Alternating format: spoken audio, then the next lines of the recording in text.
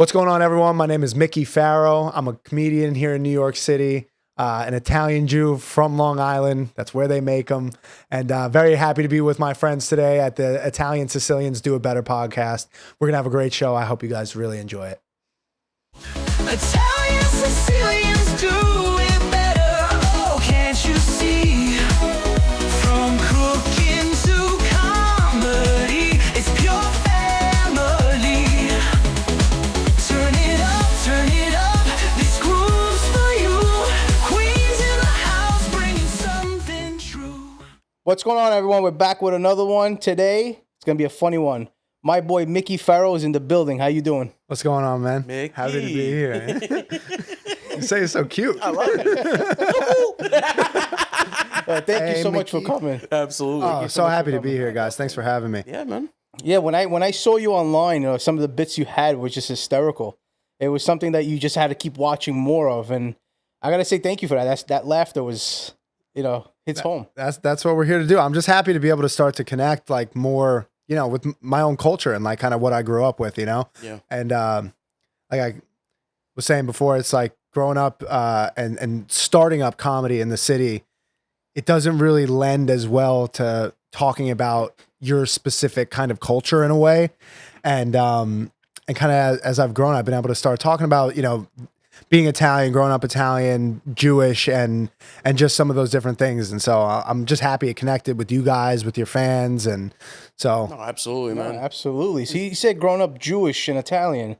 So who was who in the family? So my mom was Jewish and my dad Italian, and apparently when you get them together, they make someone that looks like a bisexual author from Brooklyn. I gotta ask you this: who was cheaper? Who was cheaper? And who was the boss? Honestly, That's confusing. no, it's not. It's not. My dad was very keep your head down. Right. You go to work, you make money, you don't look at the bank account. You just Jeez, he sounds And Sicilian. then you die. and then you die. You work till you die. That sounds Sicilian. That's Like, definitely it. he was head down. Don't look at the statements. If I'm in debt, I don't know it. I'm just gonna keep going and go. Like that was his mentality. My mom's like, we don't have money for food. like, like.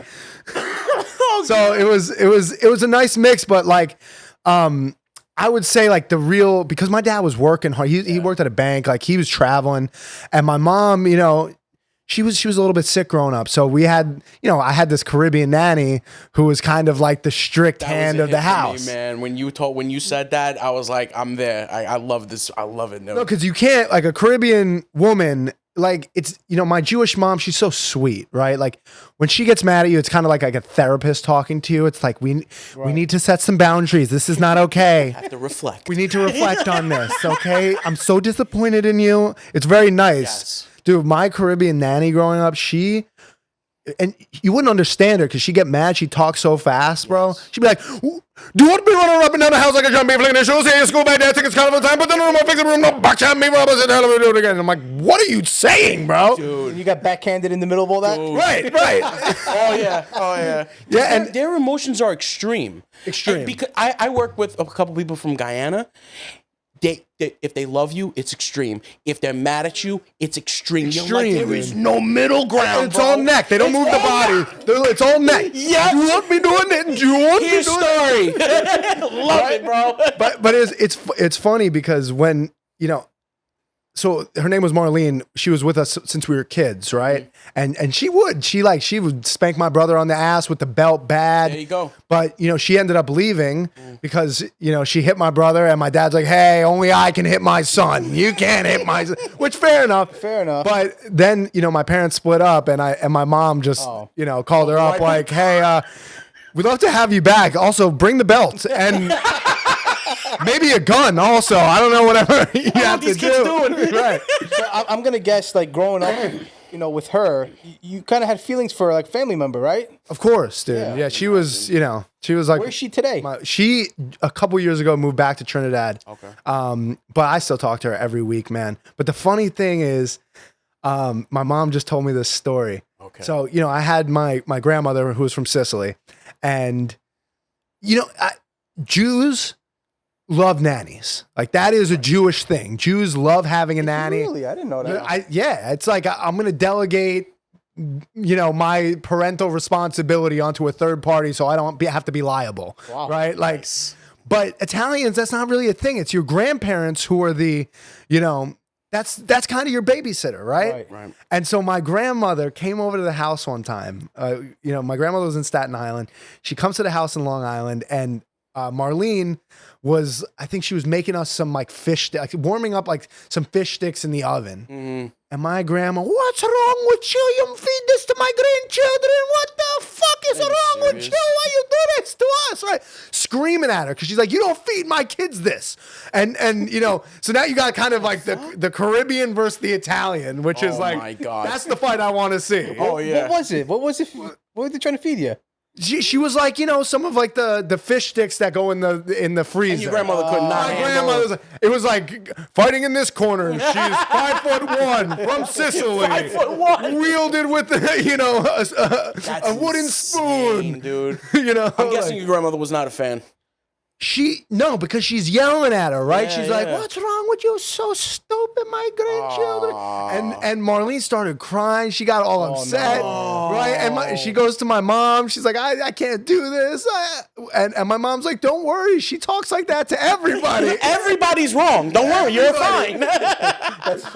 In a household, that's a normal talk. That is normal. Who knew, though, Italian versus Caribbean, that Italians were coming out ahead? I like, honestly damn. would have never saw that happening. Right. I couldn't, man. But, and it was always that same emotion, too. With Yeah. Going back, you're talking about growing up times, and I believe you said you were a skateboarder. Yeah. That So was... how did a skateboarder end up becoming a comedian? Like, Yeah. where They're did that so middle close. ground? Skateboarding and comedy are really, Really? very close. Oh, break that down. Because, growing up, that's all I did. I skateboarded. Me and my friends, I had the camera, I would film, we were all sponsored. And you would go up to a big railing or set of stairs and, your heart would be going fast, And there was always the risk of getting hurt, but you always had this big reward of landing this big trick, right? Mm. When you get old, you can't be putting your body in that position anymore. Yeah. Right. And the first time I went on stage was the first time since my childhood skateboarding that I felt that same feeling in Oh, you my put it heart. back. Oof. And it just, it propelled me to be like, this is what I love this feeling. And if you think about it, they're both individual sports. You're just trying to be better than yourself, the best version of yourself you can be. And everything I do in my life is all the same. Skateboarding, comedy. I love to play golf, like Really? shooting photos. I mean, all of these things, it's a you versus you activity because, whenever it was teams, I always felt like I didn't know what my place was or I was doing too much and this person wasn't doing enough. And I always felt like that individual you against you thing has been kind of like the through line to my whole life, That feeling you had, I had that once. I thought it was a heart attack, bro. It might have been, bro. I had It to might stop. I had to stop whatever it was. But like, were you like the emo skateboarder? Like Black Parade? I had a period in like eighth grade. Just I had the skin tight jeans. Also, first of all, as like an Italian dad having a skateboarder Oh, as a forget about son, biggest disappointment Oh, yeah. in the world, right? It's like, Italians love sports, especially Italian American. We love sports. We love It's not that. just skateboarding. That was is, boom, boy. Look what he's doing. But it's not just that. You had I'll say, even a comedian, I bet you he would understand that. No, he does understand that more. It's Yeah. just, I think when I was like in eighth grade and I had the skin tight neon jeans, he's like, what are you going to have your sister take these off for you? Like, you ask for help? Doing your little dances on the board? Oh, look at you. Like, And you have to talk to him like, Dad, stop. you just don't understand me. It's like not, but it's not, Yeah. Did your dad talk Italian? So my dad, I find this hysterical. No, he doesn't speak Italian. I'll tell you two things. First, so my dad grew up in Staten Island. Okay, my aunt and my uncle, they both have very New York Italian sort of accents, right? But my dad worked at a bank And so he went through speech therapy classes Oh, wow. to get rid of that accent, which I find so funny because I'm like thinking about him the first day at the bank. He's like, no, we got to do this and that. No, tell everybody, tell everyone. And some director's like, this is not going to work out. He's like, what do you mean? It's like, yo, it's your accent. Everyone I know has this accent. You got to sign over here. But it's, and there's a comic, Elise DeLucci, she talked about a similar thing, but yeah, it's like, so he never spoke Italian. He tries to pretend sometimes he can. We were in Italy. He pretends. No, this is, Stop. What are you doing? Family Guy skit? Ooh, hey. we go to, we're in Italy and we're in a hotel and I'm sitting next to my dad. He calls up the room service to order something to the room. And he goes, ciao, come stai? And, because, everyone knows that. You can do that. And the guy starts speaking to him in fluent Italian, right? And my dad didn't know what to do, so he just started speaking English with an Italian accent. He's like, I would like to order some of the this and the that. And I'm like, Dad, bro, what's wrong with you? I think they know. Don't They do can that. speak English. You don't have to put, like... And it's on the phone. Like, don't send your dad's sending a mixed signal. Right. Take me on. Right. You lost. But no, because, my grandmother, and I did a video about this, my grandmother and my grandfather really didn't want any Italian being spoken in the house because, my grandfather really wanted his kids to assimilate. They didn't want them to have accents. They didn't want them to be looked at as Italian. And that was a very common thing, I think, We've had especially in the plenty people 60s. on the You show. know, I got to tell you that that is the video that caught my attention to you because I felt like it was it was like the third time I heard it because growing up Italian, right? My parents off the boat, I didn't know that. I didn't know being Italian immigrated here in the U.S. was such a bad thing. So I heard that once by somebody that was sitting here. Then I read something about it, and then I saw you talk about it. I'm like, holy shit, this is a thing. Yeah, I mean, If you people here who said that. if you look back at it, and they could probably pull it up, in like the late 1800s, like 11 Italians were lynched, I think, in New Orleans. New Orleans, yep. And like 5 somewhere else. We were sharecroppers. I mean, so it was different, which I kind of imagine like the KKK being so mad at Italians. Like, what do you, it's like, they're coming over here with their bobbity boobity this and their bobbity boobity that. We do yeehaw, not bobbity boobity. Like, their scarves. Yeah. Like, Dude, I'm telling you, man. I don't know what the KKK It never made sense to me either. And like, listen, my father came here. He wasn't a young kid when he got here either. He was in his 30s. So this whole assimilating thing, my dad, for some reason, always knew it's good to have a second, even a third language under your belt. Right. If you talk to him, he's got Italian, broken fucking English, Spanish, and something he calls French, but I don't think he can. But you need those things. It expands your mind. My mother was here. She got here when she was 12. So she doesn't really have an accent. But there was no shame in that. There's sometime between, like you said, like the 70s, 80s, where they were like, no, we're not doing it. Yeah. Then they got to learn it. Keep it going. And the weird thing is how opposite it's become. And I think it's one of the problems in our country that I hope is solved, because again, there is something also kind of beautiful about at least my grandparents saying, we want you to be Americans.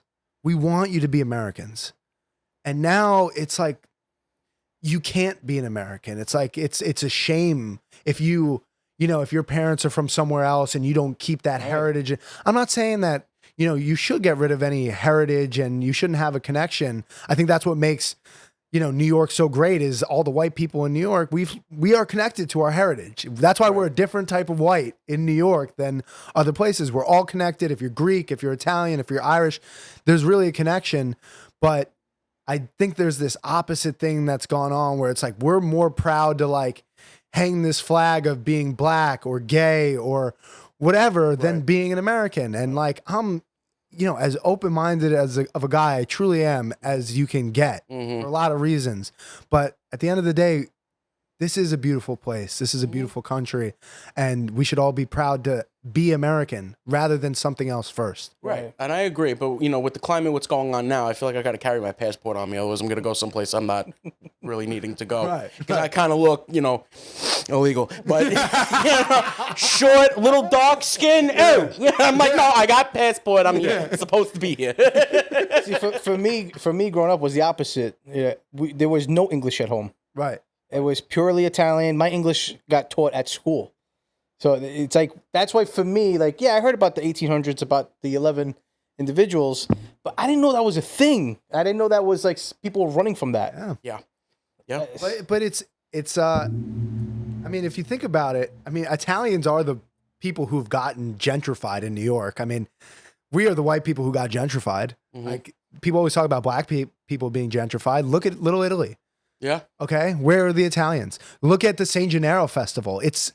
I go to the San Gennaro Festival. It's all Mexicans running it. There was a Muslim guys with a smoke shop thing there. I'm like, like, we got pushed out to, like, even where my grandfather grew up in Bay Ridge. It's like, no, that's all Muslim now, and we're on Staten Island, or we're Brooklyn's changed too. Yeah, right, or Long Island, or so. Hey, That's just how it is, man. That's just how it is. and it's all good. But that's what I also appreciate. Like, you don't hear Italians sitting and complaining about that. Like, No. you know, it's not like this talking point of, even when people go on stage and it's like, I have a lot of black comic friends, and I'll hear some of them talk about gentrifying, and Brooklyn's been gentrified by whites. It's like Italians got gentrified too, Right. and probably the Irish as well. Yes. The Jews, they stayed. They hold position. No position. Yeah. So how long? When did all this start for you? I'm kind of curious on that. What stuff? Your comedy. So I started doing comedy like 3.5 years ago. Wow. Yeah, Okay. not that long ago, but I was doing slam poetry before that. what is that again? It's slam poetry it's a very interesting art form. It's kind of a mix of like poetry, rap, and spoken. It's like the spoken word art form, kind of a performance poetry art. Yeah. But I did that for a couple of years, but the problem with that was it wasn't an honest audience. So I would go and I would do a poem, right? And I had a couple like fire ones, Okay. and I would do well, and I would get these snaps, and people would give me You feedback. ever seen that when they go like that and they're sipping their espresso? Yeah. And there's some black lady like, tell him. But then the problem was you'd have people go up who would just trauma dump about some, Oh fuck. something crazy, getting like molested or something. Jesus. And it would be terrible.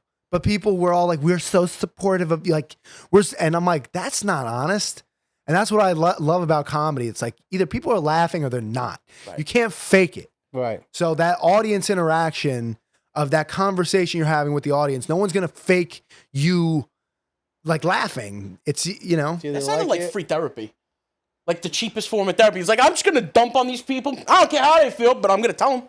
in slam poetry. Yeah. Yeah, and it was. And the thing is, it's supposed to kind of be this space for very, free speech. Right. But then it's like, I think if you sent some Trump supporters to do some pro, I don't think the speech would feel so free anymore. I don't think. It's almost like watching Shark Tank. Yeah. The person's getting desperate, so they start crying. Right. And then the judge is like, I just need 2 snaps, please. But I didn't even know they still do that. Yeah, The slam poetry. I mean, it's not an art form where you can really make a living. Some people do, and there's some great ones. But Wow. but so I was used to kind of being on stage from doing that. And then I think the acceleration of the comedy was really through using the camera to become one of the Comedy Cellar photographers and spending time around great comics, seeing great comedy, putting myself in a position to be around great comics, make friends with them, learn from them. Also, of course, doing, Governors in Long Island, James, that whole system. My friend Olga, who's, a very close friend, helped me get in there. And James is the one who connected me to Rodea to film for him. And so being able to see all these different things, both in the city and in Long Island, I think has helped me move faster than maybe I would have otherwise, Yeah. now, here's a question because I've had a couple of comedians here, and they all talk about, their experiences. And there's a lot of people. Well, Tony D, I know you said you know him. Like he's actually proud to talk about the days he bombed because he learned from it, and I know that's not a great feeling, right? No. So, what is that? Like, talk to us. Like, have you ever been down your low time on stage, and then where? Because I could look. There's certain things I could do that someone could say something, and then I will never do it again, right?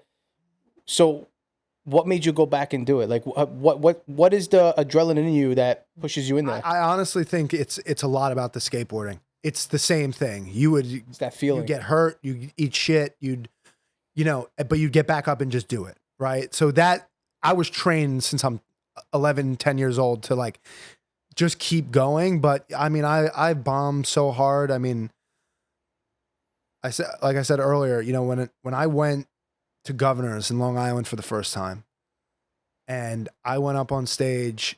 It was, I'm so used to doing the city clubs with 20s and 30s, and I go out and do Governors, and it's 50s, 60s, 70s. Even though I grew up on Long Island, I grew up around Italians, Jews, and Irish.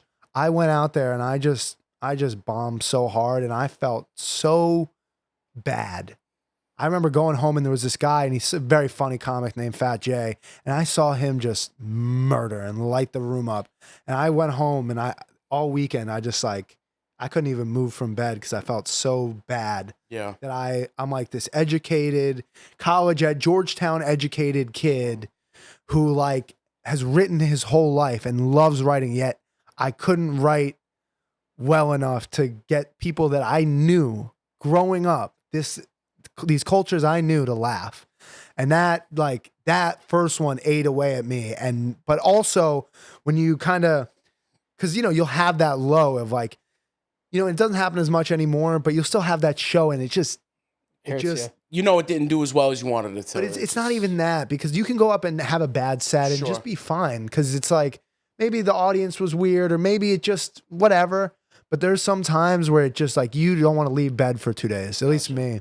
But those have also been the things that's like, okay, I don't want that to happen again. I do not want that to happen. And so when you kind of get out of that, it makes you write harder, it makes you work harder, and those types of shows get fewer and farther between, just from that feeling of not wanting to feel it again. Right. So I'm guessing, what I'm learning from this, because I'm not a comedian, right, is I guess every area probably has its own age group, right? Has its own. So you have to constantly be prepared to twist and turn, at any moment to kind of hit that spark with a different crowd. Yeah, it's like in the city, I can't really do stuff about my Italian grandmother.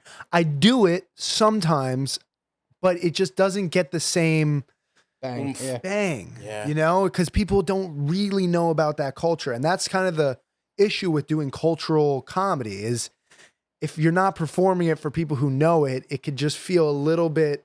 But then I also, I don't know if you guys know Godfrey. He's a black comic. Mm-hmm. He's a very close friend of mine. And I did some on his show. It was a majority black audience, older, educated black audience. Mm-hmm. And I did some Italian stuff about my grandmother, the one about marriage and feeding your husband. And it got a laugh, but it didn't get it there. And where if I do it in Long Island, I mean, I'll get an applause break. It'll be like a big moment of the show. And Godfrey said to me is like, and him being one of the greatest, I think, living comics right now, said, yeah, it just has to be funnier. It'll work really well with the people who know it. It can work with people who don't, but it's got to be funnier. Right. And I'm like, so that's also like another, because you go in front of a crowd of, 40s, 50s, and 60s, educated black people versus 50s, 60s, 70s, Long Island white people, these things versus in the city, you got tourists from all over the country. Yeah. And you're like, what translates between all those things? And I haven't been able to make the Italian stuff, for example, connect. And the Caribbean stuff does, maybe just because it's funnier. I don't know. But so it is a weird, tricky, but the more you do it, the more audiences you see. And you can scope it out before you even go up of like, okay, this is kind of this type of crowd. I'm going to just make a few adjustments to the material. Yeah. Like Pork Chop said one day, he goes, oh, this is a Facebook crowd. I don't, these people are something else. Yeah. Because, when you get the Facebook crowd, it's like we said, 50s, 60s, 70s. Yeah. They're not going to laugh to what all three of us laugh at. Right. So you got to adjust to that. And how do you adjust to that? Dude, I'm not a cripple. I don't know.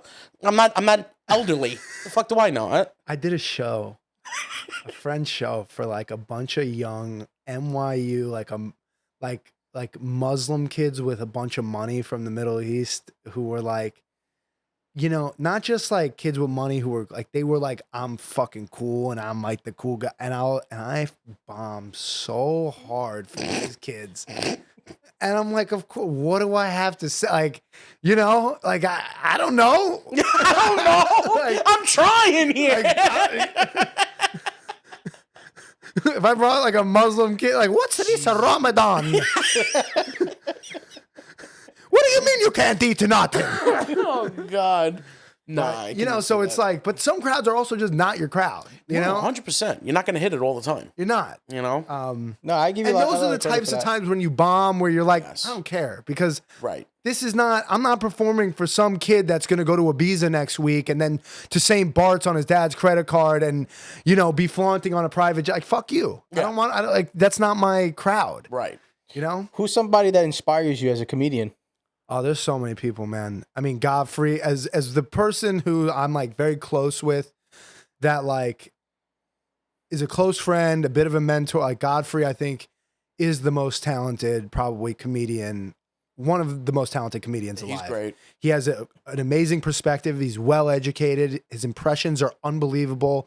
His characters are unbelievable. I think he is all around like someone I'll never be able to be, but who really inspires me. Old school Bill Cosby, just being able to talk about your family. I know he's my MJ. He's my, you know, R. Kelly. He's my We're not here to judge. I'm just saying. you know, he's someone that could talk about family and it would just be so funny. Yeah. And it was clean. And there's something like cool about that. You know, obviously like Rodea, being able to like be firsthand, seeing him sell out these theaters and like also talk, you know, to an Italian crowd and connect through that culture. That's something I think is brilliant. There's a few other comics who do, like Zarna Garg on the Indian side does a similar, you know, these. But you really don't want to trap yourself to that culture, Well, right? There's so much you could do. That's always been my problem. It's like I'm Italian and Jewish, but I've never really felt like either in a way. Because my cousins are like, you know, from Staten Island and kind of have the New York accent, and I never felt like that. And then, you know, on the Jewish side, like my aunt and uncle like met in Israel. Their kid, they go to Israel every year. Oh, damn. My cousin was going to apply to be in the IDF. Like, so there's like, but I'm not that. Like, I'm Kanye West Jewish. Like, Oh, gotcha. where I still like Kanye, even though he says crazy shit. It's like, you know, it's like, it's Kanye. It's like a level, you know? So I've never felt, and I was a skateboarder and I hung out with the skaters, but I was also hanging out with the, you know, cool kids. I play golf, but I'm not like a, you know, at the country club, blah, blah, blah. Yeah. So I've always felt like kind of caught between all of these, like a cultural freelancer almost. And You were an enigma. yeah. Is he flirting with me now? I know him a long time, and sometimes I feel like I don't know him. But yeah, so I don't want to get like trapped, but I still want to be able to connect about those things. I would hope in like my perfect world, I'd be able to like, you know, just Italians, for example, like be able to like do my Italian jokes and talk about that experience growing up, but then have those same fans be able to appreciate the Caribbean thing and appreciate the Jewish thing and appreciate like that I got this girlfriend from England and, you know, so I want it to be. You're gonna get there. You're building that crowd. That's what it is. I see it in you. I hope so. Yeah. And I think Godfrey's right. I think it's how he says it. It's make it funnier. make It's it like funny. I get it. Like it's like how he's saying it. If you're saying it the same way, make it. You can make this work. Right. He's like, it's easy. Yeah. You're doing it for the people who know it. It's easy. If you could translate that to people who don't, because I see it when Godfrey does his jokes about, you know, being Nigerian and Love it. oh, dude, I love it. Everybody's cracking up, and it doesn't matter if they're part of that culture or not. Yeah. So you know, The comedy is like a science, and I think who said it best was Joe Avati, Mm. because he said he tells a joke. I don't know it word for word, but he said he has to use the same, I guess, focus, but in two different words. Like in his joke, he has to use the word photo and picture. right? But he can't say it, you know, his first sentence as picture and picture because it won't make sense. right. And you know, when you put it all together, it's not an easy job. It's like It's not. being a comedian. It's like science on the fly. But there's Right. also this like connecting, like to to something outside. It's almost like Joe Rogan and the UFC, right? It's what Andrew Schultz is doing right now with Paddle. Yeah. Okay. Like there's this thing about being a comic of connecting to these almost like an outlet, kind of like what you guys are, right? It's like you guys are an outlet to showcase things to a group of people who like a certain culture, right? For you guys, it's Italians, right? So you have like, you know, for Joe Rogan, it's like these UFC fans, like, and so there's a lot of different versions. John's kind of all the political guys, right? So if you're going to be a political, you know, comedy can go into all these different industries, right? And there's kind of this question of like, what are you going to attach to, right, with that comedy? Because you need to grow a fan base, you need to grow, you know, and it's not as like, yes, there are people who are just funny for there's people like Dave Attell, and there's people who are just, Louis C.K. is a great example of someone who's just a general funny. He doesn't need a specific culture, right? But most, you know, people, there's this kind of culture that they latch onto, whether it's a political one, an ethnic one. And so, you know, that's, you know, kind of that other thing on the business side that you kind of got to find out. Of course, like Rodia, it's Italians. That's his, he's, you know, even though he talks about marriage and it's Italians, In right? case you guys are wondering why he's pointing over there and says, Rodia, I have a statue of Anthony. He puts an orange and a flower there every night. So, and there's people who do it with other, you know, all sorts of other stuff. But that's, I think, one of the tricky bits is like, how do you take, I'm funny on stage, you know, I can sell a little bit of tickets, and how do I attach that to something that can give me the distribution to build a real fan base? And it's like, it's almost like you guys could be comedy promoters. Like you guys can make money doing shows because you have an audience, and if you can curate, you know what I'm saying? Yeah, I see what you're saying. It's almost saying that once you have that audience, all that stuff would work because people already are kind of like in love with the person. Right. But you're dancing on a line, and the line you're dancing is, I don't want to be niche. Because while you can be, that would be the easy way. It's about being able to jump into that and then back out to the general, jump back in. And that is a dance that is, I don't think, easy at all. Right. No, I give you guys tons of credit for doing that. You know, if I bomb on that first night, I'm hoping that somebody in the audience has a gun and just ends me right there. Yeah. And let that be my highlight. I think a lot of comedians take that route, actually. Goddamn, Bravo Williams. Bro, come on. Don't make me cry on this fucking thing. Come on, man. I was disappointed by that. No, stop it. Stop. Please. He was my guy, bro. Please. No, but good point. A lot of people's laughter, there's a lot of problems behind those people. Oh, yeah. There's a lot of depression. There's a lot of drama that they don't know about. And I guess you could say that's their therapy? Yeah. But I also think it's like, especially with comedy, I mean, again, you're in a late night industry. You know what I mean? Any late night industry, especially when you're working in entertainment or even at restaurants, bars. I mean, you know, there's obviously that access. But I think when you're in such a you versus you,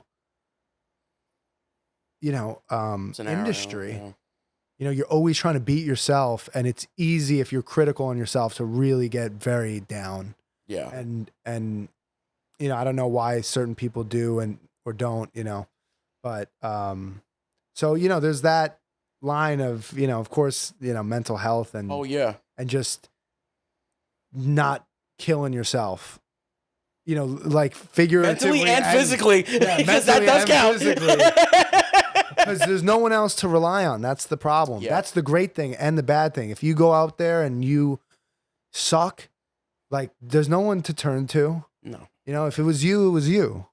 And I think that's a lot of pressure, you know? Yeah, absolutely. But that's why having a family and having people who are there to, absolutely, you know, any support system in your life. Right. And I think the older, I always felt like, you know, I never want to get married. I never want to have kids. And I think as you grow up, and especially, you know, you do shows on the island and people really, that's people's lives. Having a family and kids, that's what people live for. I mean, that's what the most important priorities for almost every person is. And so it becomes such a, you know, a connector of how to, you know, connect with people. And it's why when you look at the top 10 biggest comics in the world, bar Matt Rife, I mean, it's Nate Bargatze's number one, talking about his family, talking about, you know, his kid, Maniscalco. It's talking about his wife, talking about his kids, talking about his father, you know, Bert Kreischer telling stories about his life, his kids, I mean, you know, this. Yeah. It's relatable in certain extent. It's human nature, you know? Yeah.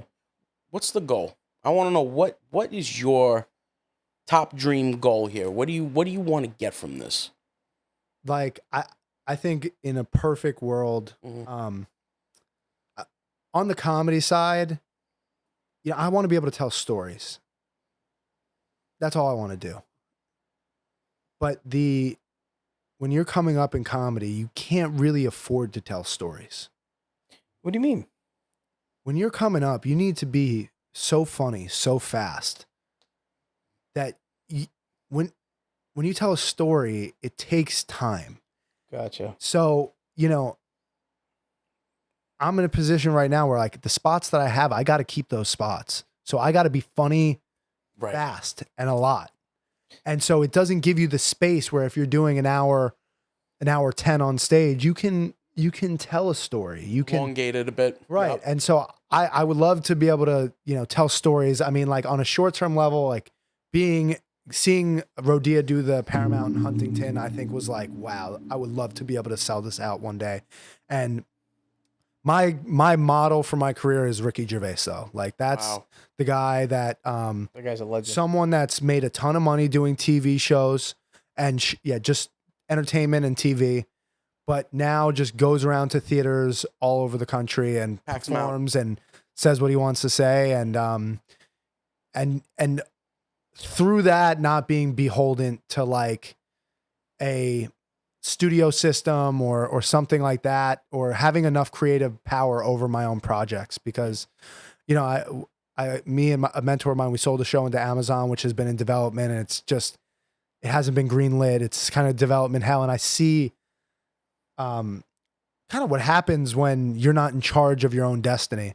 And as someone that, you know, does video professionally when I'm not doing comedy, it's like, I want to just be able to make things that I want to make, that can reach a lot of people through telling stories and you know, and then eventually, you know, have some snack lines, make some candy. I don't know. Something like become Willy Wonka. Do cooking stuff, like cooking shows. I don't know. Just being able to express myself creatively.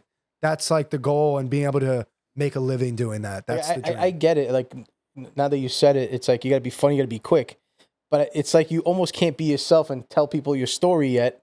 No, and that's how long are you gonna hold that in for? Until you have a fan base that will pay to come see you. And that's when you have people who want to come see you because it's you and they know you, you get to take some time to talk as like talk to them. One big family room. Right. Yeah. Exactly. And it's you know, like I did 4 spots last night. I have 3 spots tonight. Like I'm going to get on those stage. I'm closing those shows. I will be closing those shows tonight. Closed those shows yesterday, which means I'm the last person people are seeing before they go home. I take that like as a serious responsibility. Like these are people paid money, and I want to make sure they leave thinking we had a great time. We had a great show.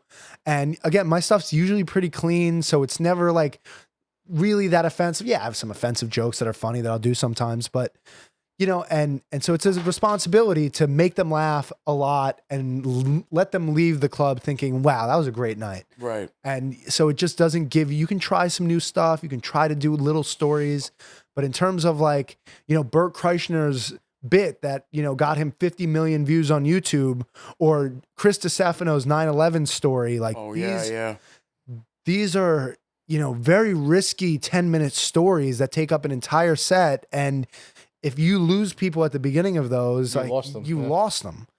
And these are not people who are, you know, those people were there to see Bert. Obviously, Chris DiStefano did it on 9/11, so it was the right time and place to do a story like that. Yeah. People wanted to listen. And it was very funny, of course. But so it's a risky thing to just go out on a 10-minute spot and at the end of the night when you're closing the show and say, I'm going to be selfish and tell this story. Rather than just know that I'm going to get these laughs. That's crazy. You know? Marcus and I have a question that we love to ask. Tell me. I want to know, what was your best moment on stage and he usually asks, What's your worst? Oh man, I know my worst. See, because those are easy to remember. I have two of them. Oh, even better. All right, Two of them. All right, let's go. Okay. My worst moment on stage. Yeah.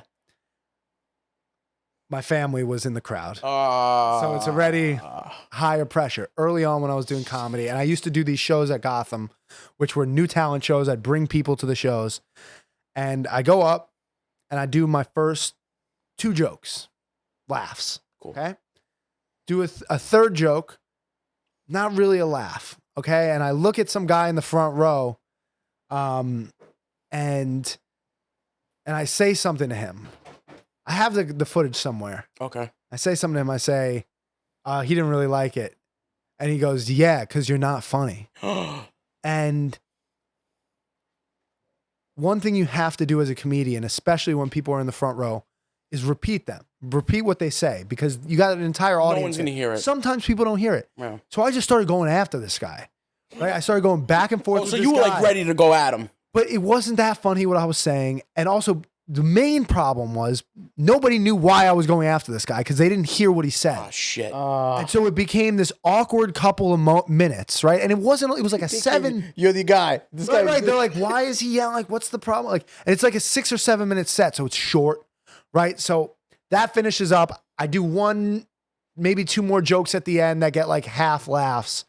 And I walk off stage. And when I walk off stage, I look and I stare directly at Jerry Seinfeld, who goes on stage right after me. What? And I'm like, Jerry Seinfeld just watched me absolutely bomb. Fuck. And Did you not know he was there? no, because at Gotham, you know, Chris and him, he's one of the owners of Gotham, Jerry. He won't even really go in until it's about to be his turn. So he's not just hanging out, right? He's kind of in the hallway, and then he'll come in towards like, you know, the end of the set. And I'm like, this guy just watched me bomb the most I'm done. successful comic in the world. Yeah. And I was just so depressed about that. So it wasn't necessarily the show. It was the fact that it was not a good show. Plus, Not a good show. And my douchey older brother was there to rub it in. And then Seinfeld was right after me and saw it. Jesus Christ. That was the worst one. I have a second story that's a little funnier. I gotta hear this. Same club, same thing. I'm about to go on stage and I see Jim Gaffigan walk in. Nice. So Jim Gaffigan's going to go do a set. He came in with his wife and his 2 kids. And I had this sex story I was going to do, which was raunchy. And the kids are like 10, 8, 9, 10, Oh like my young. God. And it's not like your daughter. Okay. It's like they look a little more, they've been earmuffed a little bit more, you know, especially Jim, very clean comic. Yeah. And I'm about to go on stage. It was Jim went on, and then I'll go after Jim. And I'm like, should I change this story? Should I not do this story? Should I not do this story? It's safer to not do this story. But I knew the story was funny. And then I go, would Jim Gaffigan change a story for me? No. First of all, he's not bringing me on tour. Second of all, would he change a story for No. me? Absolutely not. I'm like, no. You did I was it. younger, so I was doing dirtier stuff. Right. Now I really don't. But I go up and I tell this story about how it was a friend's story His smile says it. about how she was with a guy Mm-hmm. and the condom like came off and was inside of her for a couple of days. jeez. And it was this story, but it got laughs. Like people were laughing. Right. And I walk off stage and all the comics bum rush me. They're like, you just walked Jim Gaffigan and his whole family out of the building. When you started with that sex story, the mother goes like this to the kid and Jim like hustles him out. And I thought, I'm like, damn, bro. Can I tell you something though? No. And this is what I'll say, and I will say it in your defense. I will say it in your defense. What are you doing bringing kids that age to a comedy show? Especially a beginner one What the hell? where everyone's doing nasty stuff because they think that's how you make people laugh. Come on. No, I don't think that was your fault. I don't know, think that but- was your but fault. still, I'm like, damn, But- dude. No, don't get me This wrong. is another comment. Also, he's a Georgetown guy. I'm a Georgetown guy. I'm Oh, like, man. I'm like, this dude is making millions and millions a year, and I just walked him and his Did family you ever out. get feedback on that from him?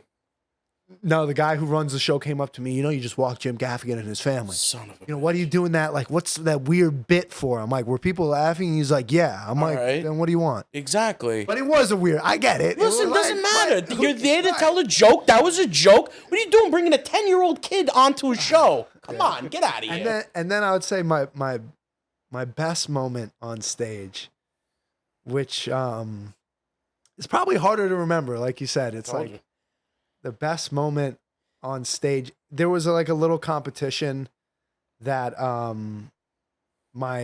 guy I know did, and I won, and I had a great set. Great. And it was kind of like maybe a couple years into doing comedy, and it was I had never won anything growing up. I never won.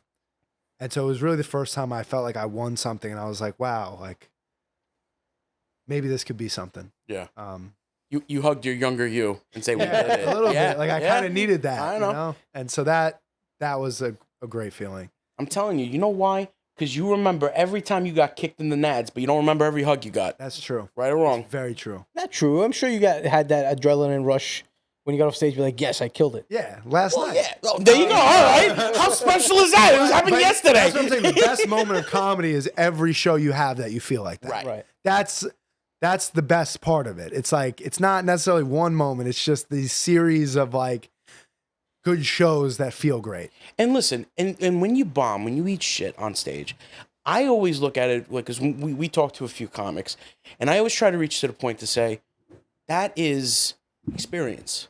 That is actual character building. Yeah. Yeah, you'll feel bad. I get it. And I'm with you. And I feel sympathy. But also, it helps you figure out how to do better crowd work. It helps you figure out what your material works and doesn't. Like, there's so many factors to bombing where it makes you better. Who do you guys like? Who do you guys like to Oh, watch? dude, forget about it, man. You just name Bill Burr. I do like watching Joe Rogan. God bless Patrice O'Neal. Matt I'm Rife so is one of upset. my faves. But Yes. just recently, and I still don't know his name, damn it. Who? I see him on Instagram all the time. He's like an Iranian guy. Oh yeah, Max. Yo, he is Max is great. What, Max who? I think his name's Max, or it's Max something. It is Max. Yeah, he's very funny. Yeah, he's good. And he looks so good. He's got all that hair, dude. I'm yeah? like, And he just, no matter what pops into him, he just knows how to spin it. Like he's telling someone, fuck you, Yeah. but he spins it and everybody just laughs. and it's not. It doesn't feel aggressive. No. Oh, It feels very like playful and funny. Same Yeah, thing with Jeff really. R. Curry. If you've Yeah. seen his okay. stuff. There was a bit where, no, I don't even say a bit, he was saying a set, and I'm sure you've been involved in this, and somebody right in front of him gets up, interrupts all these people just to take another chair, and he stops his show, be like, wait a minute, I think I've just, seen that guy, yeah. and the guy says to him, well, I'm making content for you. He goes, you making Yeah, I content just saw for that. I me? saw that too. He goes, shove your content in your ass. And then he goes, "I think you'd like that though." Yeah, I think you like that, so I'll take it back. And everybody was dying laughing. But I'm telling you, like, there's a lot of Felipe Esparza. He's another good he's one. funny, man. He's hilarious, dude. Yeah. Like, unfortunately, I do feel like, and this is 100% my opinion, those who were on top 5, maybe 10 years ago, I feel like they died out, man. Yeah, I'm talking like that's Gabriel Iglesias. I'm talking Well, Kevin. Gabriel was the third most paid comic this year. in the world, so. I know. This year? Again, my I opinion. think he did like 50 million in ticket sales. But because of the name. But Right. when you watch him, Right. I have sat down, watched Kevin Hart's like later stuff, like stuff that's more recent. I'm sitting there and I'm not laughing. Yeah. I don't feel because they made it. I don't feel like they have that Same edge. drive. The same. It's not there. Well, because they got money. Exactly. If I had money, I probably wouldn't have that drive either, bro. But then I don't want to. But me personally, Like, I want to be home by 9. like, I'm not going to sit here and like talk like I'm at a restaurant. Well, you just lost the customer. Right, Like, you're not going to right. give a shit about me. I Right. get it. But there's got to be one more person who thinks Yeah. like me that just says, you kind of lost me now, Right, man. right. And I hate when that happens. Yeah. Because you were But great. it's hard. It's a hard business. It You is. need to reinvent yourself constantly. Yes. There was one joke that I did want to tell you guys because Go ahead. it was a joke that I made up that I had this dude from Milan get so mad at me when I was telling it. It's a joke I'd written. I'd done it a little on stage, but again, it's like it's an Italian-y joke. Yeah, so yeah. and the joke was about how Italian Americans are different from Italians in Italy, especially, Northern Italians. And the kind of through line was Italian American men are men and Italians from Italy are gay.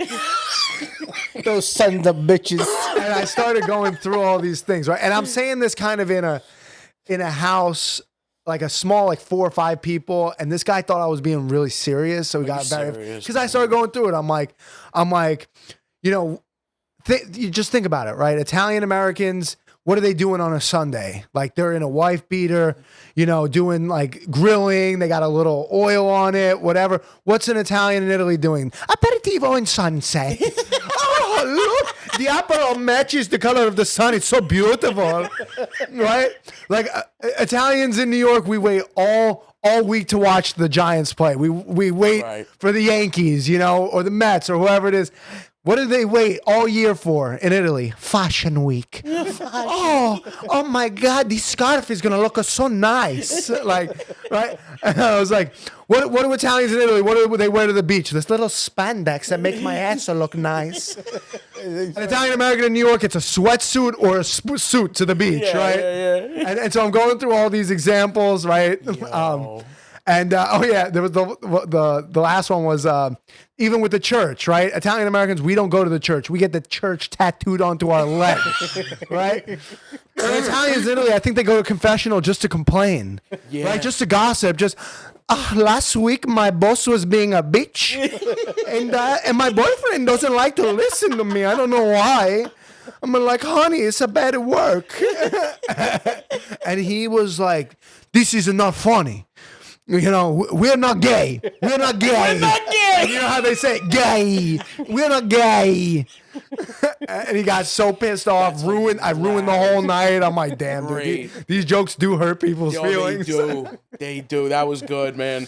Yeah, you did ruin that night, but be happy for those days. Yeah. Also, I'm like, dude, shut the fuck up. Like, you're an Italian getting offended. Like, you're already come to a show and get offended, right? And it's so funny because I got one of my best friends is from Brescia. If you know what Brescia. And he told me, he's like, he goes, I don't care if I get it canceled. And I'm like, why not? He's like, because I'll just go back to Italy. We don't have canceled in Italy. He's right. Like, what? He is right. Like, yeah, you can't get canceled in Italy. And I'm like, really? So if you do, he's like, yeah, look at, what was the name of the dude? The president or prime minister of Italy. Berlusconi. He's like, yeah, he had the Berlusconi parties where they had the hookers and everything. Yeah, he could have got canceled, but dude, they're still talking about him. They're still talking about him. I don't get this shit. The guy's dead. Bunga bunga parties. That's what they were called. The bunga bunga parties. I'm like, damn. Like you should have sponsored those. I'm telling you, man. I don't know. They got to make him a statue or something because apparently he's a legend over there. Yeah, I don't know what the hell's going on. Everyone, all the Italians I know, they love him. I don't. Why? And it was like, I think he had did he have sex with like a 16-year-old girl? He something was crazy. Nuts. And they're like, yeah, he's just Italian. What do you want? Yeah. It's like that's what they do. Which is it, but. Yeah, it's funny, but yeah, I guess you can't get canceled. I don't know. Over there, it's hard. But yet this kid's getting offended. I'm like, dude, look at your old prime minister. I'm just telling you some jokes. You're not offended that this dude was. Well, that was my next question. It's like how, the world's changed. And now, like, a comic can't be a comedian anymore. No. Nah, but that's not true. That's not true. Because I really do think, again, it's like, if you look at the people who are, like, really doing well, the people who are killing it, Nate Bargatze and Bird and Joe Coy and all these guys, they don't do, like, the type of comedy that I like. I mean, I can appreciate all different types of comedy, but when I look at people who inspire me, who are killing it, they're not saying stuff that's like offensive. Yeah, maybe Matt Rife is like, oh yeah, I'm pushing the line. Look at but like when really the dudes, Gabriel Iglesias, these guys are clean, talking about family, talking about things that connect us all as humans. They're not trying to push a line and say like, So I really don't think that. I think all people have things they get offended at, right? Like. I think if you go into Long Island and do shows in Long Island for, an Italian kind of Jewish, Irish, working like union crowd and you start going pro woke and pro trans and all this stuff, like they're not gonna like that. They're gonna feel offended by that. You go into another room and talk about, you know, making fun of trans people or whatever, like they're gonna be offended by that. So everybody, we all have things that Of course. are sensitive to us, but at the end of the day, comedy to me is not about trying to push a line or a boundary. It's about finding genuine ways to connect with other humans over our shared life experience. Right. And being able to share your own story and hope that somebody has something that you would have never thought could connect with someone else. And they have that in common with you. So The sheets with the hole is not required at at the shows. Right. That's as long as you got that down. Because there were a few comics who got on camera and apologized.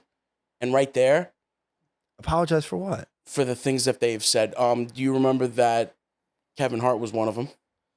Oh, with the tweets? Yes, there was that. There was another comedian about 8 months ago. He was at a show. I actually saw the video of him speaking to them. Like he's again crowd thing. Like they were like, "Oh, you're not funny." They're getting up, and he was African American. He was talking to African American people. That's what I'm talking about. Like I think that's ridiculous. And then he got on camera and he apologized. But you know, I lose it.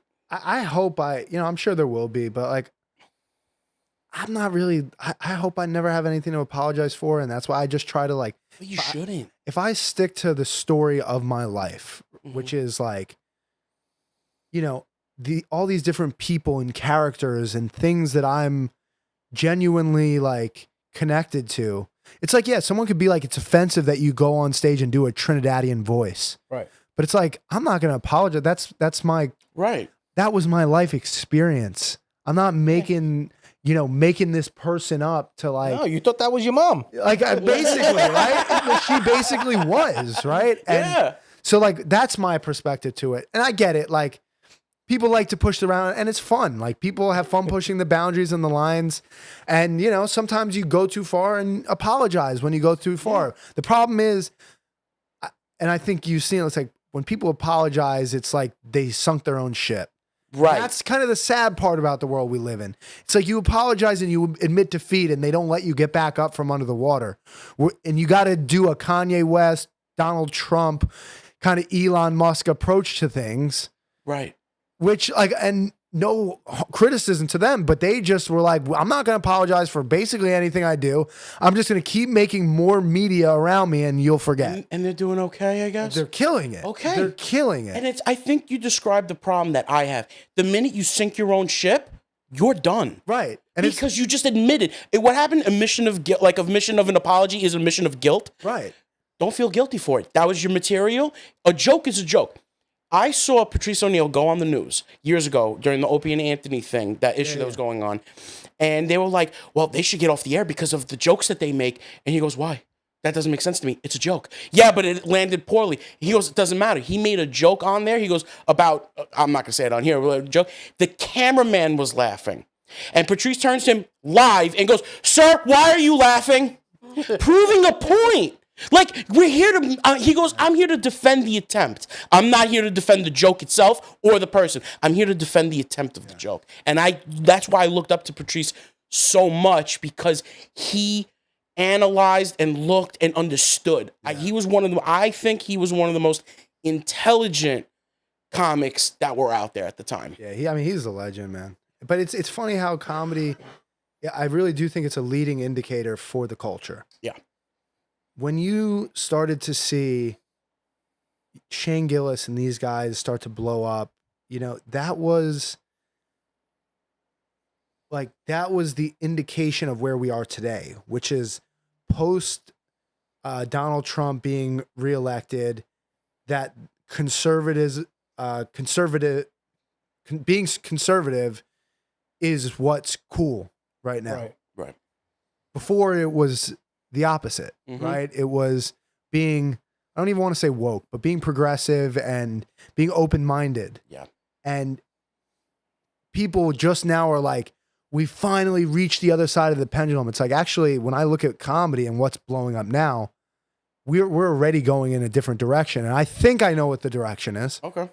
And I'll use one of my favorite working comics today as an example, which is Josh Johnson. I don't know if you've seen him. He's a writer for The Daily Show, and he has blown up on TikTok, on Instagram for his commentary through his weekends his touring weekends. He's filming, he put out 22 hours of stand-up last year, something insane. Wow. He's putting out almost over an hour a month of stand-up, commenting on current things. But the thing that's so beautiful that he's able to do, and I think is an indication of where our culture is trying to go next, is objectivism. I think with the first Trump presidency, there was so much skew through the news of like not being able to admit that he did anything well, which is not true. There were things that he did well. Right. And just this brain tainting of, this guy, we're going to just so much negative. And I'm not saying some of it was deserved or not, either way. Right. There was no one that could admit what the truth was about, hey, this guy did these things good and these things bad. Not everything was bad. And on the other side, not everything was good. Right. But it was so divided. And I think right now we're at a point where people just want someone that's like a narrator, being like, here's the most objective view on this situation. Without picking a side. Without picking a side. Yeah. And Josh Johnson's very good at being able to do that. And I think that's where I would like to see the culture go there. Yeah. Because I think, we're all sick of feeling like overstimulated, over contentized in our own brains, where it's like, you guys get that feeling when you're looking at your phone and you're like, yo, I can't think straight. Honestly, that's one of the reasons why I don't watch the news anymore. It's been like 2 years. Yeah. It's just too much. You feel like you just got high when you've watched this. And I think having people to rely on, where you're like, I really believe that this guy's not trying to steer me in a direction. I believe he's analyzing to his best of ability the facts without pre-bias and laying down, this story. Right. That's to me where I want to see I think that's hopefully what someone like him is indicative of, because I think that's kind of what we need. I agree. Definitely. So what's coming up next for you? Let the viewers know where they could find you, where your upcoming shows are, and what you would like to come up next. Yeah. So I'm working almost every weekend at the Comedy Village in New York, usually doing the 8, the 10, and the midnight shows. Governor's comedy clubs, usually on a Thursday or a Sunday. Those are just the shows that I'm doing often, trying to get better. I would love at some point when I'm doing my first headlining gig, of course, for people to come out and support. And I really want to be able to give stuff away. As I grow, I want to do some really cool giveaways for my audience and find some ways to give back as I have this kind of symbiotic relationship. I also have 2 series that I'm premiering. One's called Take Your Shot, which is going to be a short form digital series of people taking shots at celebrities and big institutions in sort of a 1-minute format. Would love to have you guys come do it sometime. Absolutely. And I have another show, hopefully premiering in 2 or 3 months, called The Recipe Thief. And you guys will learn a little bit more about that later. So, all right. I'm so happy to have been able to come here, and I really appreciate you guys. And you guys at home who, follow along and watch this stuff. So thank you guys. No, thank you for being here, man. Honestly, it was great. Having me. Yeah, like I said, love watching you. Can't wait to see more. And everyone, make sure you give him a follow. Make sure you go join him at his shows. And have a good night, everybody. Night. Good night. Thank you, guys.